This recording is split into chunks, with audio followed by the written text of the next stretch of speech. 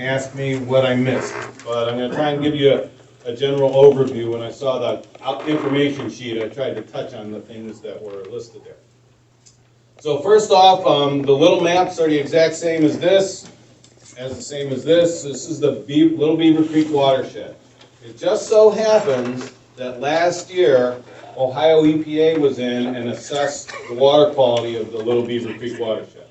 So in relation to the event here, we have very current data to say what it was like before the spill happened. So that's everything we look at is going to compare future results with what we found in 2022. In the corners, kind of talks about the different things we do, and I'll talk about those right now. So Ohio EPA focuses on a host of different things to ask a water body, how you doing? And we look at things we call stressors, and those are like the wastewater treatment plant has a permit to discharge to the Leslie Run with us. Well, we review their data. How have they been? We inspect those places. How have they been?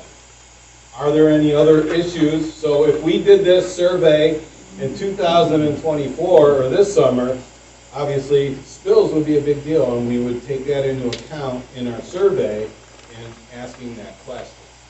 We look at other things, the exposure. So what's the chemistry? All of our surveys, we do a lot of chemistry sampling, similar to what's going on today. That's been going on as part of this. We do toxicity, we look at the sediment quality, and fish tissue, because ultimately, if you consume the fish, we want to make sure you're eating fish that are healthy.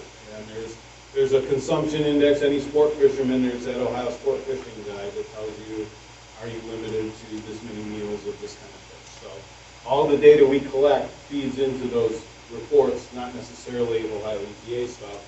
And then the cool part of our job is we ask the stream directly based on the fish communities and what we call macroinvertebrates or bugs that live in that stream, because a chemistry test is I throw a bucket off the bridge. In Ohio, we've learned to tie a rope to the bucket. But you pull the bucket back, you are getting a sample of that water at that very moment in time. Over a lot of samples, that tells a story, and that's a good story. But if there's a single event that happens, the chance that you were there at that very moment is very unlikely. So the fish and the insects that live in that stream are there their entire life. So if something is going on, they're going to tell us what's happening, in addition to the other points of information. So we have a really broad way of looking at a watershed. So we'll talk about some of the different ways we assess stuff. We look at these fish communities. In Ohio and in any other state that does this kind of work, we electrofish. And I've been doing this for a long time, and this is one of the most fun things we do. You hit the stream with some electricity, and if a fish is in a 10-foot range of you, it's coming up to the surface, and you net it, and we do a zone. In the Leslie Run, for example, a zone would be about 200 meters. And in that 200 meters, we are collecting every fish that pops up. And then when we're done with that zone, we are going to identify, weigh, if necessary, and count all those fish. And then that informs us to a score, a rating for that stream. And we have different kinds of techniques we use. So for example, in Little Beaver Creek, where it gets big and deep, we're going to use a boat. In parts of Leslie Run and most of the rest of the watershed, we'll typically use something we call wading. This is a generator, a big bucket we call a live well, and then someone in front that's actually putting an electric current in the stream. So there's a positive at the end of the net, and then this entire boat is wired as the negative. So around there is this current, a circle of electricity. And anything in there will catch. And in the headwater streams, which are small ones, we do a different technique. But they're all asking the same question, who's living here? In the fish, it's almost, when you're done with the zone, even before you score it, you can kind of get an idea of what's really going on in that stream. We have what we call an index of biotic integrity, or an IBI, but what it is think of it as a bunch of classes, and then the end result is your grade point average. So each of these, we call them metrics, says how many different kinds of fish are here, how many kinds of darters are here, because each of these has a different role to play in a healthy stream ecosystem. So we're asking these questions of a stream. We write all this information down, and in the end we publish a score of what that ends telling us. And we'll kind of continue on where this is. This started, Ohio EPA was really one of the first states in the country to start employing biological assessment. And it really allows us to ask questions that chemistry, as I said before, it's that moment in time. It allows us to really integrate with what's going on in the stream. So there's some cool fish in the stream. So for us, if you're a fisherman, a good smallmouth bass or a good northern is the fish you want to get. Well, for us, a darter, or my favorite fish, the hogsucker, those are things that also tell us stories. So both of these like to hang out in really, really clean water. And if we start not seeing them, then in turn, where it's like, well, what's going on? That leads us to more questions of asking things of the water. But we find all these different fish, and for us, the Little Beaver Basin, and along with your neighboring watershed to the south, Yellow Creek, are two of the nicest watersheds in the state of Ohio. For insects, so we talked about fish, we do the same thing for the insects. We put these little, we call them bug hotels if you want, put them in the stream, and all the insects will hang out there. And the reason we use things like this is if you add it up, the square inches of this, it is 1 square meter. So someone has a table saw and they cut lots of these, thousands of them every year to make these, and that gives us the ability to compute density. So it allows us to do math. But we also go through and we'll do identification. So right now, what we did last year is we did both artificial substrates and then someone just walking up a stream with a net and our protocols collecting all those insects. Over the winter, they identify, because their entire winter is spent under a microscope looking at all this stuff. And then we'll start publishing what those results are. Just like with the fish, had a grade point average. For the invertebrate index, we have the grade point average. This index was actually developed by Ohio EPA, and countries all over the world now use this. So out of Northeast Ohio, a professor at the University of Akron, actually one of his grad students came up with this. And so this is a very local Ohio thing that now other states have employed over the years. And the bugs tell us a story, because they're hanging out there all the time. Most of the insects that you get in a stream are baby bugs. So the adults, if you're a fly fisherman, stonefly, caddisfly, mayfly, those are things you tie flies for. Well, those baby insects will grow. Like in the case of a mayfly, they may live for a week or a couple of days and they die. Their entire main part of their life cycle is spent as a juvenile in the stream. We look at the habitat. So we're asking the stream, do you have the structure, the places that fish want to hang out? Do you have the places that bugs want to hang out? So we have something called, we abbreviated the QHEI, the habitat evaluation. Another thing developed and invented by someone at Ohio EPA that's now used globally. But if you don't even think about it. If you fish, you already employ the QHEI as how you fish, right? You're not going to fish for fancy smallmouth here. You're going to pick a stream that has nice pools and has places that they're going to hide. So if you think of visually, which one might have the higher score? And that all we're doing is using a sheet, and as we walk up and down the stream, we categorize and collect the information that we're seeing. Are there big boulders in the stream? Are there lots of plants, logs? These things all matter if you're looking at, does it have the structure to support these communities? Because you may have absolutely great water quality, but you may not have the physical structure. That could be the result of us dredging a stream. It could be the result of stormwater running really fast down a stream and scouring it out. There's all different things that cause these impacts, but it's all integrated. So what we're looking at is a sum total of what goes on in a watershed and And what do we find as far as information? So we do write big boring reports. If you want to read one, this thing called the total maximum daily load is based on our surveys that we've done.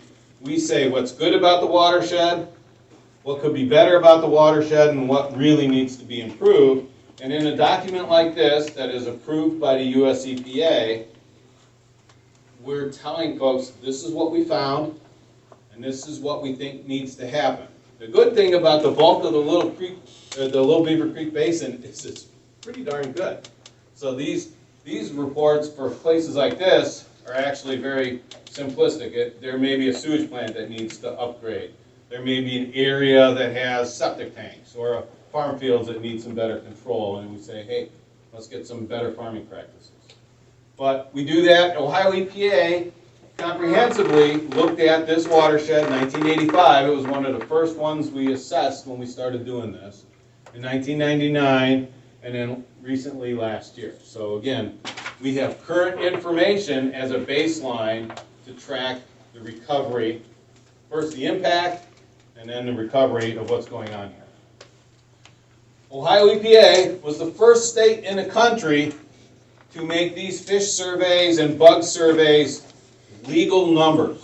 So we actually have a criteria. So if you think of a speed limit, you go over a speed limit, you're violating that rule. Well, in our world, if you have less than this number based on how your stream is classified, you are not meeting the standard. So in Ohio, this makes it a much more strict way of looking at the quality of a stream. If we look at this, exceptional is like the streams that are coolest in the state, and that score is 50. Things like North Fork, Little Beaver Creek, Bull Creek, and Little Beaver Creek, parts of those streams are exceptional. When we did the average score for the fish communities, because the bug stuff's still rolling in, the average score for the fish communities was 50. So on average, the entire Little Beaver Creek watershed is pretty incredible. So that's in our world, that's really good. So that's a good thing. Last year, this is what we found, and eventually when we do a report, this will be all integrated into a report. These are, what I did is I followed the path of the spill, right? So Leslie Run, Bull Creek, North Fork, and Little Beaver Creek. And we had some sites that were upstream, some sites that were downstream. So in Leslie, for example, we do not have an upstream site. We have, this is right downstream where Sulphur Run comes in, so right by the sewage plant. And this is down Negley and near the mouth. But if you look at these scores, that's a pretty darn good score. That's almost perfect. It's out of 60. And we'll go back and what it used to be like, so some of the improvement. But just look at, you have Bull Creek here, has a bad one, but it's got really bad habitat. So I'm guessing someone dredged the snot out of a stream up there, and there's a reason that it doesn't have the structure for the fish to think it's a cool place to hang out. But the rest of this stream, the whole watershed, is pretty cool. So this is last year, remember, this is not this year. Our survey season, we have a time to do this. It is June 15th through October 15th. So that will be happening again this year. So what we're working with, how we're designing that plan, but we are expecting every one of these sites to be resurveyed again this year to see where they track against this and then into the future. Because our goal is we need to have these communities not impacted, and we know where they work. So we will work to find out where they are, and then what do we need to do to get them where they were. But again, this is when you look at these scores, in my world, in the dorky biology world, this is a pretty cool story. We look historically back. Now, there were some copies of the presentation, so if you don't have your binoculars out, there's a North Fork, but if you look at Leslie Run in 1999 and 1985, the scores right where we got a 44 at the sewage plant, it was a 16. So it's like getting an F. So there were all kinds of impacts from wastewater treatment plants, from runoff, from how the community treats the stream. Those things had tremendous impacts in 1985. When you see 1999, things are starting to get better. This is a consistent pattern we are seeing across the state of Ohio, where over time, as we upgrade sewage plants, we have unsewered areas that really need to be sewered. We have better regulation of discharges, be it in industry or wastewater plant. We see these improvements. That tells us, because of the way we ask these questions, things are getting better. And this is consistent across the state of Ohio, which is a very good thing. Other things we look at are chemistry. So as part of the response to the spill, there's a lot of sampling going on. We did a lot of sampling last year, and just some general things. So Ohio has standards for not everything. So not everything that was associated with this spill is something we have a standard for. And those things have to now be developed by the whole ecology team that's working on this to say what is an equivalent that is needed to protect the stream. And we're working on that. But for those things we do have standards for. Let's just look at some of the stuff we do. We look at nutrients in the stream. We look at the hardness. So how much, if you have hard water at home, it's the same thing we're doing here. And it matters because if you have something like, let's say, lead or zinc in the water, if you have a very soft stream, so it's acidic, that metal is more available to the fish and the bugs. And so our standards kind of grade based on hardness. If we look at dissolved solids, so think of your backwash from your water softener. That's very saline, a lot of salinity. So we see those impacts. These are still pretty good. But we'll take this one. So let's take ammonia. We're going to go look at one of our tables. If you're ever really bored and you want to read our water quality standards, have at it. But there's a table in there and it talks about ammonia. And what's it say? Well, go look at another table. And since I have the projector and the flipper, this is what one of our tables looks like. So what should your appropriate ammonia standard be? Well, let me tell you. You look at the temperature of the water and the pH of the water, and you figure out where the two intersect, and that is the appropriate standard because both pH and temperature affect the toxicity of ammonia to critters in the stream. So a lot of things are graded. So that's what it's. If you say today, I got this ammonia level, is it bad? My first thing is, well, what was the pH and temperature? Because those are things that we need. I mean, there's some numbers, so if you look at the highest number, it's 13. So if you go downstream and say, hey, it was 20, I'm like, well, I know that's bad. But the rest of it is we have to do all this integrated looking. So the standards can be really complex, so if anyone has questions about it, we're here to help you through them. Well, I have a question about the River Fever Yeah. basin results. Sure. Up at the top of the chart, there was RM and DA. Oh, yeah. Oh, bad of me for not saying that. So RM is our fancy term for river mile.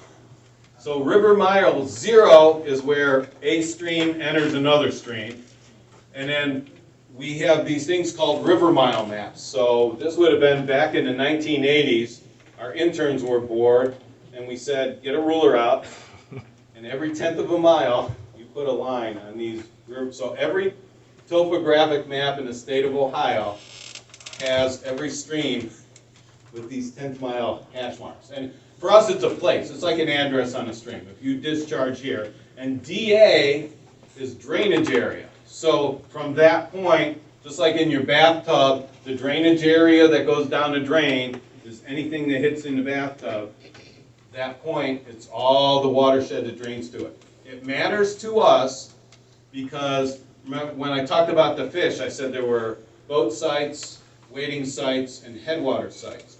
Well, a headwater stream has different biological expectations than a big stream. We're not going to expect to find a 4-foot muskellunge in a stream that's 3 inches deep. So our scale slides, or our expectations of streams are based on that. So the drainage area is really important in answering that question. So, yeah, I'm sorry, River Mile drainage area. Okay, thank you. Okay, back on. So, yeah, we use those all the time, I don't even think about it, sorry. So, as part of this specific spill activity here, these are all the sites that are being sampled. They're sampled. These sites are in the direct area that was a spill. They do not discharge. All this water and all these results here are collected. But it tells us what's going on in that area. And all of this is really in the Sulphur Run beginning. We go down into Bull Creek, North Fork, Little Beaver, and we even have an upstream, downstream site in the Ohio River. Those sites are sampled every day at all these sites, and if it rains, they're sampled twice. So when you go back and look at the amount of information, and these are sampled for what we call a complete organic scan. So there's all the chemicals in addition to the stuff that was associated with the spill as part of this broad spec survey. And when this, yeah? It says the CTEH is the one that's sampling the water. I thought the EPA was supposed to sample the water. So the EPA, so in the case of the surface water, CTEH is a environmental toxicology company that developed the plan. There's another consultant group that collects the samples, a lab that analyzes the samples, and then a third-party lab that does what we call validation. So they make sure. Ohio EPA, in the case of surface water, is not doing the sampling. Why? So Norfolk Southern's doing the sampling? No, consultants and the laboratories. I went through this with CTEC when they were at my house and wanted me to sign a piece of paper. They wanted me to sign a piece of paper that said that I allowed Norfolk Southern Right, and their associates and contractors into my home. yes. That bothered me that said Norfolk Southern. They might be a contractor, but who pays them? Norfolk Southern does. How do you want us to take these results seriously when you're letting the person that did this be the ones that test it? Well, in my world, in doing this, this is the standard way we address stream surveys. Because if we look at, so in the bigger picture, let's ask this bigger question. They're sending it to a lab that is analyzing it. If Ohio EPA collected these samples, we would be sending them to the same laboratory. Are they being collected the right way? How do we know Yes, that? we go with them and we watch these things. So part of all these, regardless of who's sampling, part of our job, be it US EPA or Ohio EPA, is to run alongside these folks. So I'm sorry if you don't like it. That's the way it is, and then that's the way we're going to deal with it right now. But when they came in to do my air sampling again, there was someone from the EPA with them. What we've learned since then, Mark said it himself at our meeting, was that wasn't sufficient testing. So the EPA was with CTEH when they came in my home and tested my air at a higher level than they should have been testing. They weren't testing to see if our houses were safe, and the EPA was right next to them. Okay. Yeah, so Jamie, what I'd recommend, is Bill's got a lot of information to share, and Right. I'm happy to address the questions. We're both happy to address the questions after, but I'd like him to just get through the data part of That's it, and then we fine. can talk. I'm gonna go ahead and leave, because if we're going over their results, I might as well not waste my time here. Okay. I think the key factor, what's upsetting, is I understand the data collection, and I appreciate the information and how you're gathering it. But I'm with Jamie here, because if you guys are not, you're conducting this meeting. Where are they at? And they are paid by Norfolk Southern. And if anybody here is familiar with how a home gets constructed, a general contractor hires his subs, his plumbers, his HVAC guys, his electricians. If they badmouth the GC, they're out of a job. And these contractors work for Norfolk, they get the results Norfolk wants, not necessarily what might be accurate. And I know you guys are gonna say, this is the way that it's done. However, for a moment, step out of your EPA gear and put yourself as an EP resident, and you have to be fearful, because so far, Norfolk has not been transparent, not been accountable, and not been honest. And they're not treating us warm and fuzzy, like they're worried about how this is gonna end. And we're all very concerned. So we're here to hear what you have to say. And I think we're all here because we need information, number one, but deep down, we want reassurance. So that's why we're here. And when you say you guys aren't actually conducting the testing, they are, that's not reassuring. And Linda, your points are well taken, and I think there might be some value into talking about having one of these information sessions down the road. We're doing the public health one next week at your request. And maybe another one down the road to talk about these types of coordination. I'd be happy to look at that. So we'll begin. Well, here's another thing. You know, I went and checked the creeks almost every couple of days, okay? Down at the bottom of Negley, or down at the bottom of the hill, going in Negley, that little pull off where you guys have the creeks. Now, 3 days, I'd say 4 days ago, there was not a minnow in that little pool down there. I went there yesterday, and there was 4 carp, and I've fished these creeks my whole life. I've walked up and down them. I haven't found a hellgrammite in probably 10 years in this creek. But there was 4 carp as long as my arm, and I haven't seen a horned chub in this creek in probably a couple of years. You can see these chubs, there was thousands of horned chubs, darters, and 4 carp, like I said, as long as my arm down there, and 3 days before there wasn't nothing in there. I got videos of the carp being in there. 3 days, I got the video that there wasn't a thing in there. Somebody stalked that creek, and this is my question. Did somebody stalk that creek to see about environmental health on them, or what's going on? Because there was not no chubs or carp in that creek. They didn't throw down the creek. I know that because these carp are used, and that's shallow all the way down to that one spot. This is why I'm saying, like I said, I fished these creeks, and this was a little disturbing, because 3 days before that, there wasn't nothing in it. So I'd like Bill to answer your question, but I really would like to have him finish his presentation. I think it's important that you hear all of his information. You don't have that much left to do you? No, I think we're rolling down. Yeah, and then we can get into it, Jake. Okay. No, it's important. It's important that we address the question, so. If I don't get to it when I'm done, remind me again. Okay, sorry, I appreciate it. So anyway, so these are the sites. Now the reality of, these are numbers, results are numbers. And while you may say someone is working for the railroad, which they are employed, they also work for other clients. And believe me, if a lab does something wrong and gets caught, Norfolk Southern is the least of their worries. It's US EPA coming in and taking away their accreditation. Have you seen their online reviews for CTEH? There's a whole bunch of stuff that goes into this, but I'm sorry, we can, and if we work together, yeah, you want us to go sample this, we can sample it sometimes, and our results are going to be similar.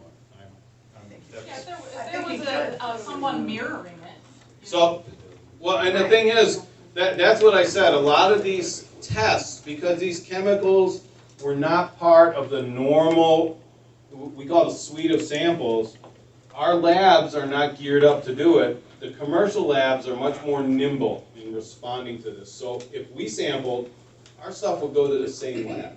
We just market A and market B. So if you want, even though you don't like the results, Ohio EPA's website is tracking all the results from these tests as they come in. So on the top flag of our website is East Palestine. If you click it, you go down, it talks about surface water results. There is a interactive map. So if you choose, you click that, and it takes you to another site within our website that mimics, so it's the same sites. And this is where I always get screwed up because I'm not always super computer friendly. There's a little symbol down here and there's a symbol up here. You click that with your mouse, and what it's going to do, it's going to allow you to click on a point. And that point is now going to pull up a bottom part. It's going to have all the parameters that we are tracking. And for any one of these sites, this happens to be Sulphur Run, the downstream site, it's going to track what those results are. We get them, as soon as we get those validated, we only enter data in this that has gone through that third-party review. It's all posted down here. For purposes, vinyl chloride is one Ohio has a water quality standard for. I added this green line here. This is our water quality standard. Obviously, there was the release. Stuff went down the stream. What we're seeing now is the results are consistently below detection. So in the surface water, much of the stuff we are not seeing anymore in the downstream locations. The area of Sulphur Run, we still do get some hits, but you still get results. Still very low, but they are still things, Mark said, there's still stuff and there's still reasons to be working in Sulphur Run. We are not seeing that similar stuff in the water chemistry downstream from Leslie Run to the Ohio. So, big question, and I'll get back to what is next. We'll talk a little bit about each one of these. Sediment cleaning in Leslie Run. So, around the wastewater plant, we're washing the sediment to try and lift, because just the way this stuff settles, it settles in the sediment, you liberate it, you collect it. They've been doing that the last 2 days, and I must say, in watching it, I was pleasantly disappointed. I expected a lot of material to be sequestered in the sediment, and it's not there. Does that mean there's no sheen? Does that mean there's not material there? No. But when they're turning up this sediment to collect stuff coming out, it is not at levels I truly expected to be there. So in the big picture, that's a good thing. Many of these chemicals, what we're looking at, is they have what they call half-life, so they biodegrade naturally. Some in hours, and some to, I think the one is 40 days. So in 40 days, you'll have half of what was there when it started. So Mother Nature does take care of some of this. In our world, we call that natural engineering. Sediment cleaning in Leslie Run right now is going to go down to the end of the sewage plant. That's what we're looking at. We walked Leslie Run from the turnoff at the bottom of the hill all the way up to the wastewater plant. So in river mile terms, that's river mile 1.9 to river mile 3.3. There is still material. If you flip some of those, it's getting hung up under the big slabs. So the rocks that are maybe dinner plate sized and flat. If you flip some of those, there is still stuff underneath there. But when I first came here in February, if you walk in the stream, no matter where you step, there were massive amounts of sheen that came up. You're not seeing that anymore. So that is a good thing.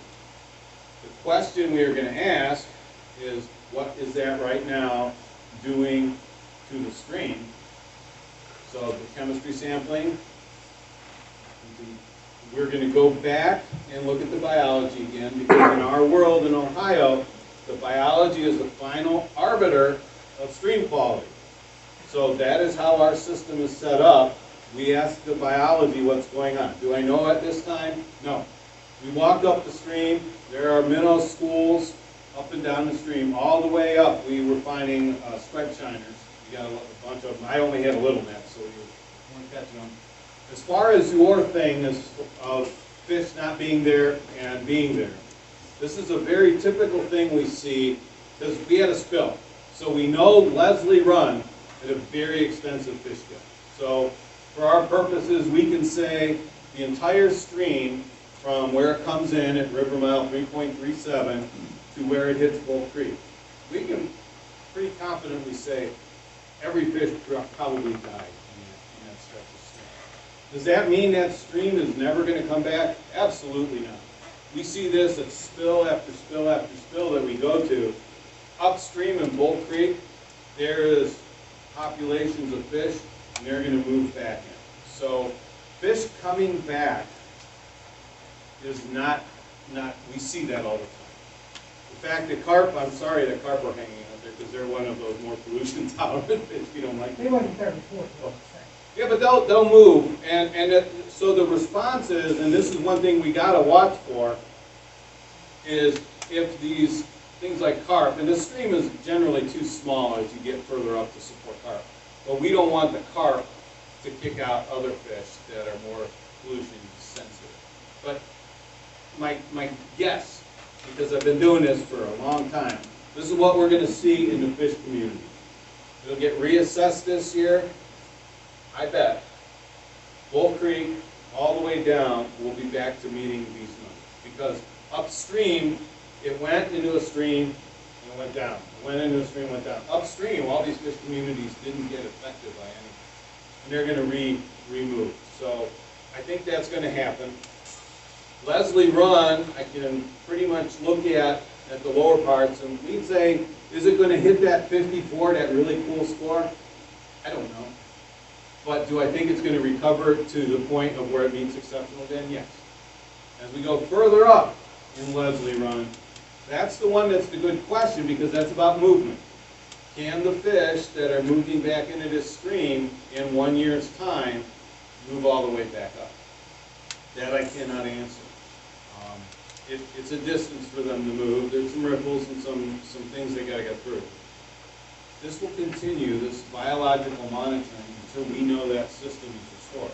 Is it going to be as complete as it's going to be this year? No, because if we know things are recovered, we want to put our energy into those places that are not recovering the way we think they should. So that's what we're going to do. Do I know exactly what's going to happen? Absolutely not. Will they end up stalking these creeks? No. No? How about the smallmouth stuff? I think these creeks might, like I said. Yeah. I mean, if it was a mass kill and some. But it's not a mass kill of the entire system. It was Leslie Run. You have Bull Creek. You have North Fork. All these things are interactive because it's a watershed. These fish are going to move back into spaces. If the smallmouth bass, because they're kind of territorial, if it was booted out of its favorite fishing rock by a bigger bass, and that bass died during the fish kill, well, it's back there and saying, "Yay, I got a free house." So the fish kind of move back in. So this is not the first spill we've dealt with. This is not the first complete fish kill. We had one in the Rocky River. They were doing jewelry, and they dumped cyanide into a stream in Cleveland Metro Parks that had endangered rare fish in it. Killed every one of them, and we were all worried. We were like, "Oh, they're never going to come back." Next year, fish are coming back. So Mother Nature's pretty resilient if you don't keep kicking her. So our job is to ask those questions. Your job is to make sure we're doing our job. And we'll talk about this. Remember, this happens June through October, so we really won't get results in until wintertime when we start looking at stuff. So we're not going anywhere, so we'll discuss what we find. And the same thing with the bugs. We're going to do the same work on the bugs. Right now, our bug work is just coming in so that we can eventually generate that table, that water quality report. We know from some of the places we've got some preliminary scores, the bugs are really good too. I did find some mayflies, so when we walked in, that was river mile 19, probably around river mile 25, so I'm now less than a mile downstream of where Sulphur Run came in. I was finding mayflies, which is a nice water quality indicator. There's a lot of black flies and chironomids, which are, and then tapula, those big crane flies that you get that you think are mosquitoes. They're babies, they're big, fat, ugly things. And I found some of those. So again, those are all things that are telling us everything's not dead in that creek, and Mother Nature is resilient. Our job, again, is to track it and see how it works out. So that's what we're doing there. So that's ecological sampling. The one glaring thing that I can say we don't have lots of information, and that's part of this next phase, because the spill response is its own thing. We want to stop the spill and address the emergency. as we go into the phase that I'm gonna be a bigger part of, which is this assessment phase, we need a lot more sediment data. Because we know stuff is still in the stream. If you go and kick a big rock downstream, you're still gonna see some sheen in it. The question we need to ask, and all of us, is what does that mean for the ecology of the system? What does that mean for the water temperature? Is there assessment on how deep and how far wide, Oh, yeah. since the creek was polluted, how far it goes? Oh, yeah, so actually, when you're talking about tracking, we call it tracking the plume. We did that in the second week of February. We tracked, so that's when it was highest. We tracked it, and we were still getting some sheen down in North Fork Little Beaver. And then we walked it all the way back up. How deep in the settlement does it go? It doesn't go very deep, so because it's recent. So the cool thing about some of these streams are, one, in the Leslie Run, because it has this grade, it doesn't build up a lot of sediment. So if you put in at where that trailhead is, there's a lot of gravel, a lot of boulders. You go further up, there were actually, it was the first week, there were some nice pools of sediment. But stuff doesn't really, when we were dancing around in there, we weren't seeing lots of sheen come out of those. But it's really weird, but what we've seen is you get these big boulders that are kind of, the slabs are built up this way. And if you walk up and down, you'll see there's these rocks that are just sitting in there. You wiggle those, that's where really the sheen is. It's hiding in this biofilm underneath those rocks. So if you would flip one over, some of them are a little shiny, and that's the sheen that's on there. So it's still there, and we need to start looking at long term, how much is there, and then the second question is, what does it mean? Because again, we have standards, we have ecological risk, we have to do all these things because that guides it. We do not want to willy-nilly go into a beautiful stream like Leslie Run as it gets lower and just dredge the stream. Because that is going to do far worse things. Once you dredge a stream out, you've created a stream that now lost its floodplain, and it gets mad at you. And it's going to start eating property sideways to recreate a floodplain. And that's what the stream does. If that's your property that's next to the stream, when it goes away because the stream is redoing what we took from it, it's not a good situation because folks don't like their property eroded. So we have to ask these questions. We don't know all the answers to that yet. Are we to the question mark? Sediment sampling will continue. Questions? Yeah, sure. Have at it. What is the lab that DEC uses? What's the lab? It's called PACE. Yep. And, yeah, And Bill, do you, How come the detectable levels are different from PACE than ALS? different companies have, it all depends on the parameter. Detection levels are different for every parameter. Think of it, it's, for some of these things, if you look at some of the glycols, if you actually watched our data, these glycols have weird detection limits. So think of it this way. You're asking a machine to detect things at parts per billion, and that alone is pretty cool that they can do it. But different things in the stream can influence how that machine works. So if I take my glasses off, my detection limit for any of you is you're a blob. Because that's a resolution. So when you look at some of these detection limits, there's a couple of parameters where they hop around in the same parameter. Some will be 500 parts per billion, some will be down to 5. Yeah, shouldn't they all be the same? No. If I'm sending the water sample No. here. Every lab, Why do we send it to the So- third party? every lab has the ability to detect things. Our question, when a lab gives us a detection limit, does it have the ability to detect below a level of concern? If that level, let's say your water quality standard for something is 5 parts per million. And the lab says, my test methods say I can get to 10 parts per million. I'm sorry, that's not cool enough. We want someone that can get below that. So when we review detection limits, those are the things we look for. Does every lab have to be the same? No.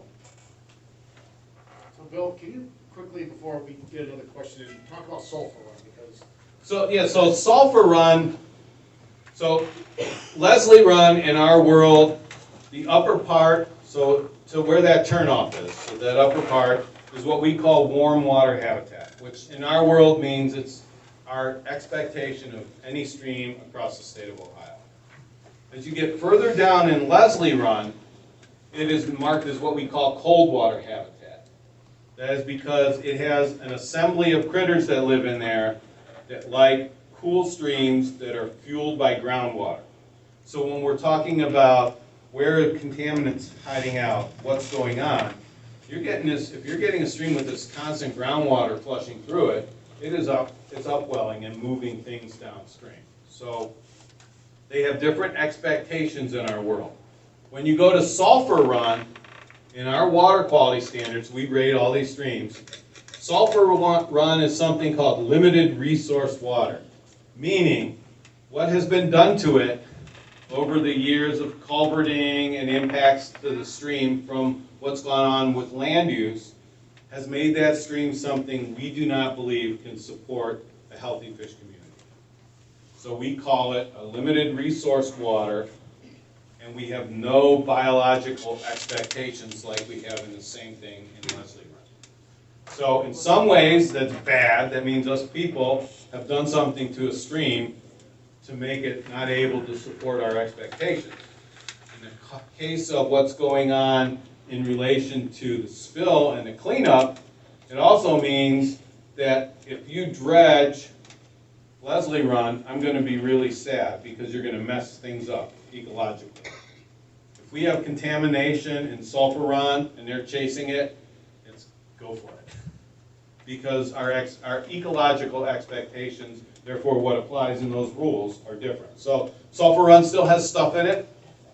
We do not want it to be a continuous source of material because the spill was not in Leslie Run. It traveled down there. The spill was on the tracks, eventually went into Sulphur Run. We do not want that Sulphur Run part, so think upstream to where those north and south ditches entered and along the railroad tracks. We do not want that to be a continuous source of stuff.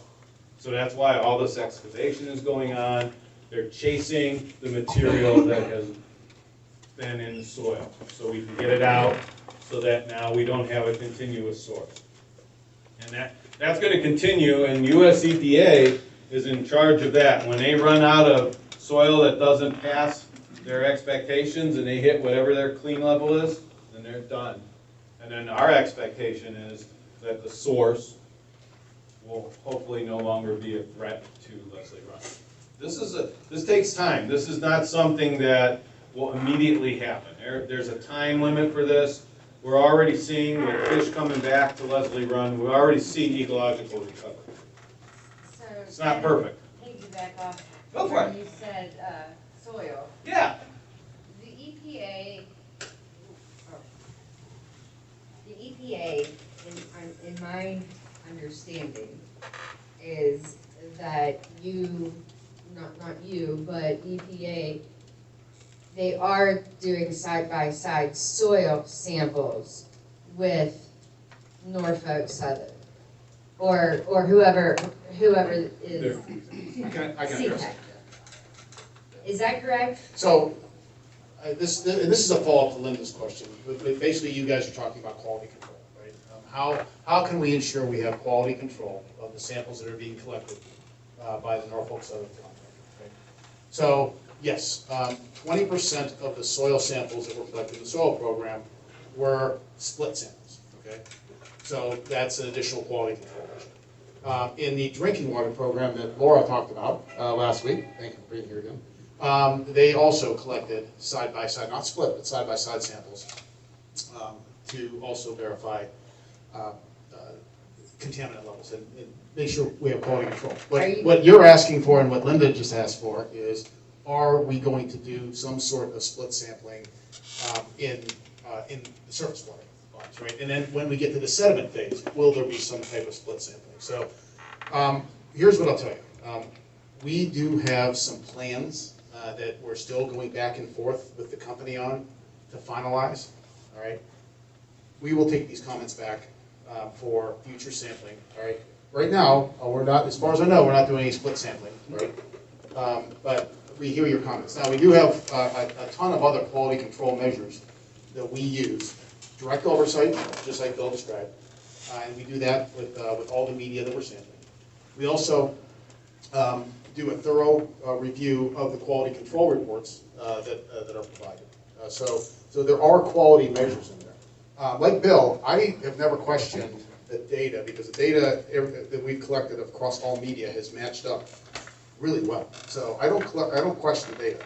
The question I always ask is, how do we apply the data, right? And so that's where that's really important for the agencies to look at that data through a lens of protection of ecological health, protection of public health. I hope that makes sense. Yes, one more question. So, I always see in newsletters that we get sent, in our mail, everything's good, nothing's contaminated, but yet you're pulling out, not you, but they're pulling out contaminated soil and water. So, I'm getting really confused by when I'm getting these letters, and these letters state there is no contamination, then why are you taking water, millions and millions of water and soil out if there's no contamination? Yeah, and we don't mean to imply that there's not water. We still have a lot of contaminated material. The train derailment site itself is still, there are portions of it that are still heavily contaminated, and we are still continuing, the company is still continuing to remove that under our oversight.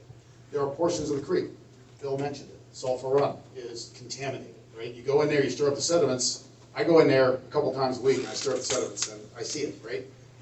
But I'm also, like Bill, I'm also encouraged by the rejuvenation of certain portions of Leslie Run. I was down in Negley last week and walking the stream backwards, and I was compared to February, it looks really good. But your concern is that we're painting a picture that everything's good, and we recognize that there's still a lot of contamination out there. So again, we'll take those comments to heart. Hey Mark, I got two questions and I promise I'll leave you alone. The one question is, with this pit, and this is for you, Yeah. the pit over there that's about ready to be excavated. The burn pit? Yes. How much chemicals were actually encapsulated under that? So that's a good question, and actually a good portion of the northern part of the burn pit has been worked on this week, and we've actually had to dig deeper there. There's an area where there's some old clay piping. It's been damaged and crushed over the years, but some old clay piping under there, and we're actually seeing higher levels of contamination, so it's forcing us to dig even further down. So yes, we are seeing more concentrated contamination in that area. For sure. Number two question, since the storm drains run into the Sulphur Run, what was the air and water sampling is being done to see how much of the contaminants entered the drain and creeks, and how much is still there, and where can we see the results? Okay, slow that question down. Yeah, so you're asking. I'm asking, with the storm drains, we got maps of the storm drains. Yeah. They obviously run into Sulphur River. Right. Okay. Now here, what air and water sampling has been done to see how much of the contaminants enter these drains? Okay. How much, if any, is still there? And where can we see these results? Okay, so I'll talk about the air sampling.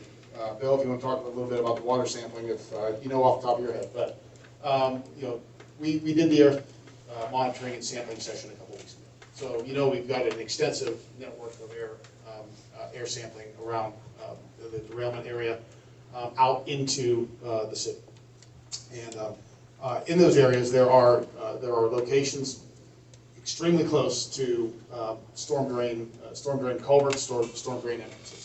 You brought this is one of my follow-ups from last week. You brought up this question last week, and we did go do some inspections of storm drains based on your recommendation. Didn't see any What was the concerns. max and stuff put on there for? The what? One of the concerns we've heard from you all this week, and we're working on it, trust me, is dust issues, right? So so we're seeing increased dust because of the dry weather. because of the warmer weather, we get it. We're trying to figure that out. The mats are those particles are on the road, and the roads are being washed, to keep the dust down.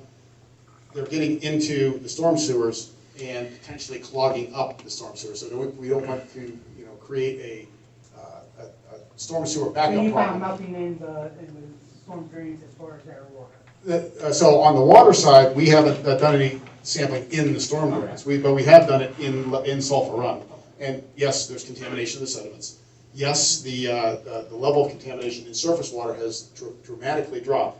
But when you stir up the sediment, obviously you're going to get. Well, I know that it being dark in there, and it's not, you guys keep saying that the sunlight and stuff breaks us down, and I know in tunnels, whatever, it don't break down as easy, Not as quickly, but it does break down. Yeah, it does break down. to a certain extent, but I was just seeing what the water quality is inside our drains. So in the big picture, when we're talking about the water quality in the storm drains, there's multiple phases to this cleanup. And then there's the operations group, and their job is to chase down that contamination and remove it. I don't care where it is, I don't care how they do it, their job is to get it out. My part of this is to check the water quality in Sulphur Run, in Leslie Run, and downstream. So, like we went over Ohio EPA's website. The same stuff exists on US EPA's website. The data is out there. We put the lab reports there. I'm saying in the drain itself. And that's what the operations folks are gonna look at, because They haven't been checked yet, and as far as water. Well, the sediments, just so we can do this by the sediments have been sampled in Leslie Run, but I couldn't answer the question, did we go up into the culverts and sample those? I wouldn't expect to see any difference in contaminant levels. Even from the trucks running up and down our road, and, listen, them trucks running up Taggart Street, them storm drains are right there on Taggart Street. At the beginning, there was no wash off, we already know this by the contamination on the side of the roads and everything. What's keeping them contaminations from running down into the storm drains, and, So the dust that you're seeing, well, let me take 2 steps back. All right. So on site, there are truck washes. Every truck that leaves that site is pressure washed down. The waste is sealed, and the truck is tarped. So all that dust and dirt that's getting on the road is coming from the support zone areas and coming from other sources. It's not coming from on site. We're very meticulous about ensuring and overseeing to ensure that those trucks are washed off. So. Have you tested that dust? Because I've been out there a million times, and it's a dust bowl out there. Yeah, we have done. I videoed it, the truck's We coming know. out, dust is blowing everywhere. We know. It's a problem, and we're working on it. Yeah, and the water trucks are consistent and keep it wet. I was just out there before I came, it dry as a bone, Yeah. no water truck in sight. I get it. So it's something we need to work Why on. is the EPA not out there monitoring that? So we are, and obviously, it's not being done to your satisfaction, so. It's not my satisfaction, it's, dust should not be. I get it. I understand. So we'll continue to work on this. We're long past the days when we could road oil, so we understand. My question is more, it's back to the sampling methodology and split sampling of to gain data. The macroinvertebrate study that you're going to propose to study the biological community living in Leslie, is that going to be somehow split sampled? Is it going to involve the EPA professionals or a company that's going to look at the bugs and tell me what's there? It's going to be both. So the way, in the case of a spill response like this, when you're looking at these efforts, our goal is to make the person that's responsible pay for as much of this stuff as we can. So typically when we do these studies, there's multiple levels of what goes on. they have to submit to us what is called a qualified data sampling plan. And that means someone that samples, it may be us, it may not be. In the case of what's gonna happen, I'm gonna assume it's gonna be a environmental consulting firm we've worked with on multiple sites throughout the state of Ohio. They will submit what we call level 3 sampling plan. It's gonna be what sites I tell them to monitor and what sites they wanna add for their own information. And we don't split sample with that because that sample is its own unit. We get the data from that and we all review it. But there's the way these things are analyzed, they're very strict controls. Does that mean Ohio EPA cannot go back at any point in time and do our own sampling? No. We will go back. So what I know is You can't go back in time when you're sampling, so that's. no, but the good thing is, I mean, good, bad. Last year, we have that point in time before anything happened. So we have that benchmark reference. And going into the future, we now will gauge everything on what was it and how is it recovered. Regardless of who is sampling, the judge, does it or does it not meet our standards, that is not going to change. Sampling and identifying the organisms, only done to the general, is not exactly precise. Ohio EPA, and if you I read, know. and that is our metric, that is what we use, and that is not going to change. That's why the methodology, if it's just stream invertebrate sampling based on stream larvae, it should be. Our methods are what we are going to follow, and that is purely That's based too bad. on aquatic insects. Maybe adults. Okay, Maggie, and then, let's see what time is it? So it's 6 after, we can take one or two more questions, and then we can just talk individually. You, Rick? Okay, Maggie first, then Rick, then Lindsay. Julie? Oh, I'm Joel. oh, I thought you were Maggie. That's all right. I have a question. This might have been gone over before. I apologize. But an open pool of water within the mile, with the foot or everything. So the rain has come. It's probably polluted some of the toxins that were in there, dioxins, I think. But anyways, to get that remedied, you're going to have a professional company come. And it's all probability that should be handled by a professional company to remove the water and a stagnant pool, a swimming pool. I have a swimming pool. We've had the top of it removed. We didn't have it on for this whole derailment. So in all probability, there is contamination in the water, just from the plume.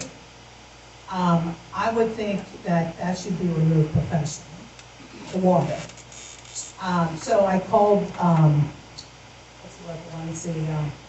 Santa Pro, and they said that they're not going to touch anything in East Palestine because of Norfolk. So I tried to call companies to have it done. I think I have one that I might do. It's going to cost about $600. Plus you have to get new water. But what I'm saying is that going to be a problem if it's not tested? I mean, in all probability, that is contaminated water. It's stagnant, it's sitting there. So how would that, in your opinion, be handled best? Yeah, so in terms of contamination from contaminants that came off the derailment site, we've always said that the initial screen is the phase 1 soil sampling program that we talked about 3 weeks ago. And we did not see any increased levels of contamination that we wouldn't expect to see in typical urban or rural soils. In addition to that, we looked for indicator chemicals in some of the nearby surface water bodies. We didn't see, again, same thing, increased contamination. So our recommendation is to open your pool the way that you normally would, because we would not expect to see a contamination burden in those water bodies, even the smaller water bodies. So, again, typical cleaning procedures that you would typically use. Yeah, I want to drain. Nobody's willing to drain it. Yeah, nobody's willing to drain it. Well, again, if you choose to drain the pool, I don't know what to But in tell all you. probability, you know, I'm like right there, I'm up on South Pleasant, so we're very close. So in all probability, you had that plume over this water, and it was there, it's been there since this whole problem came.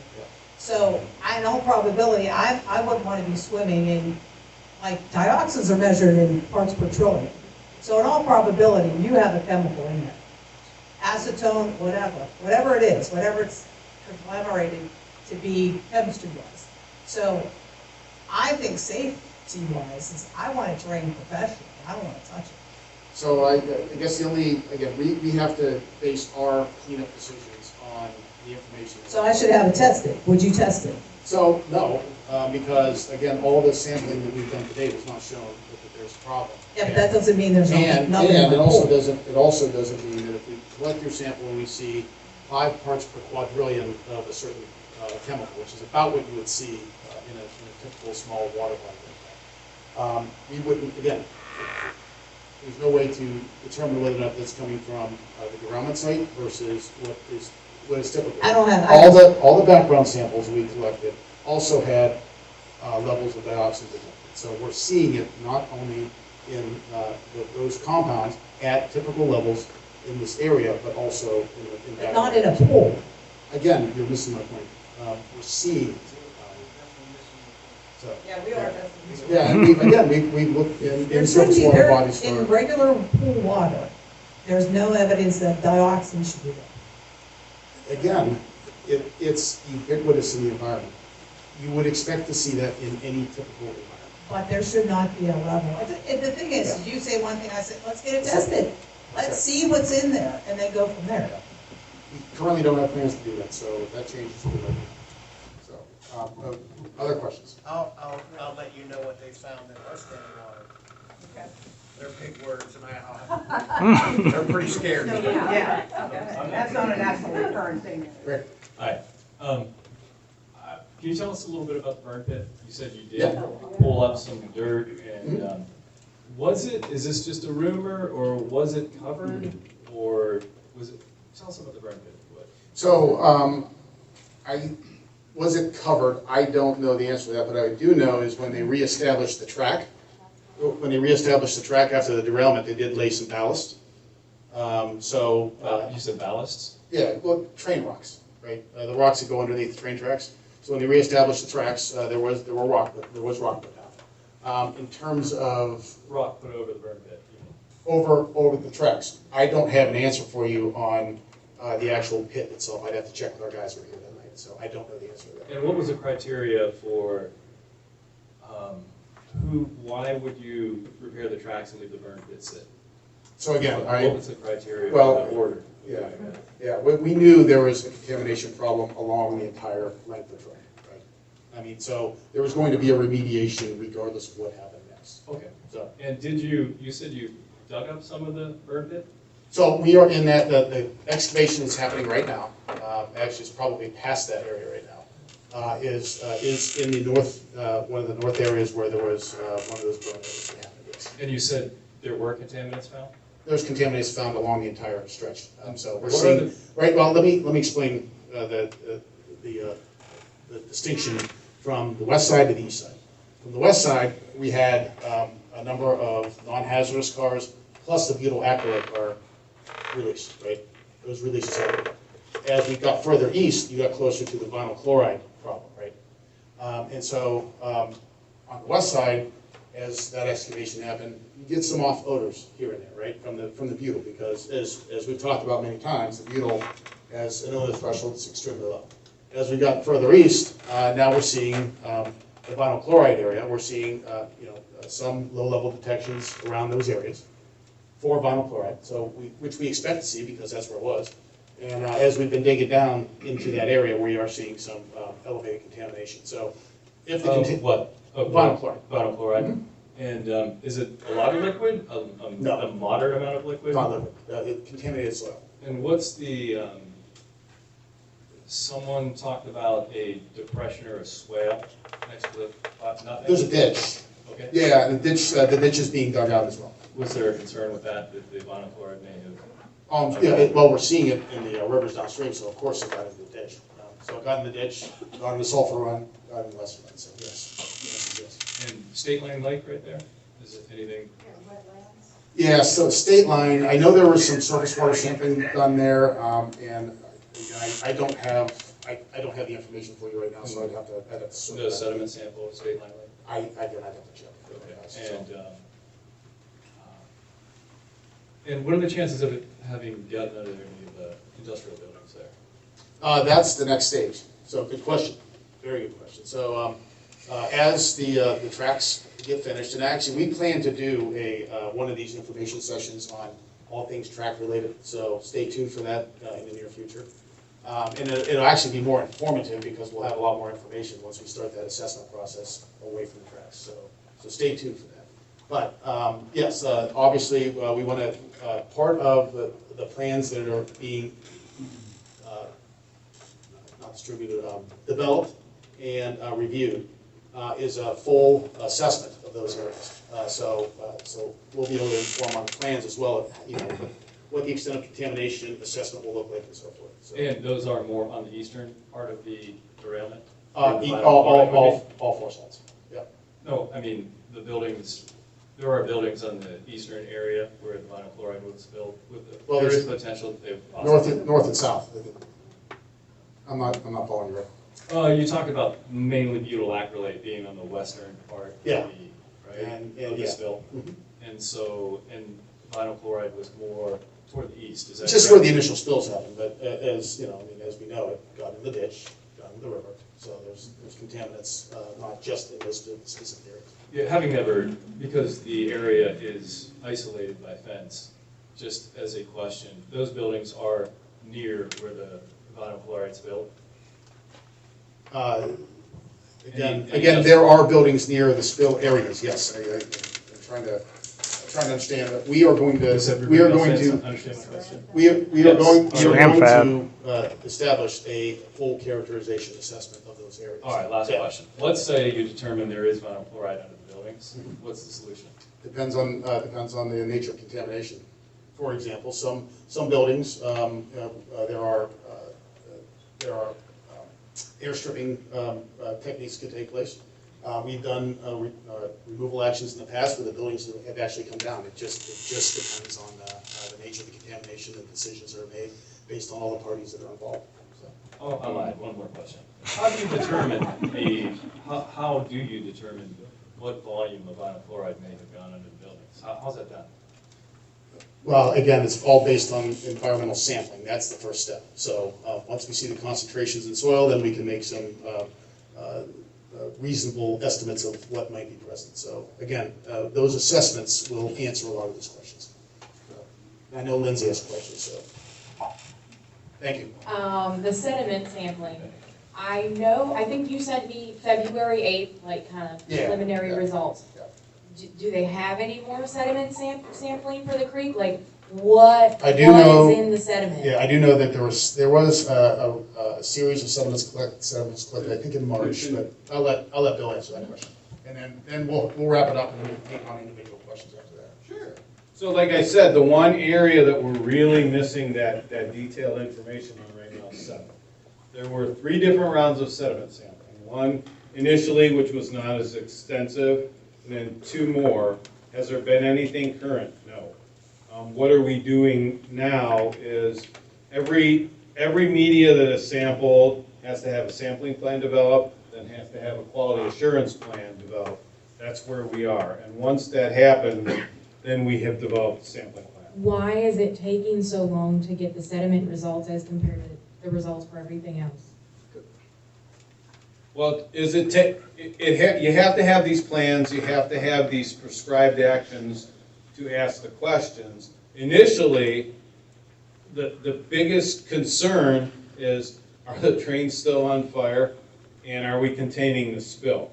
And those are the emergency response things. As we said, when it gets into the next phase, which is assessment, remediation, that's where we're at right now. That's why these plans are being developed to ask those questions. But wouldn't you want to, personally, whenever you guys say it's clean is clean, I want to know what was in there because there's no possible way understandably, you could get all of it out. So if I hit a corner in the creek that wasn't cleaned, how come you guys aren't taking samples now? Because as time goes on, the creek's gonna get cleaner on its own.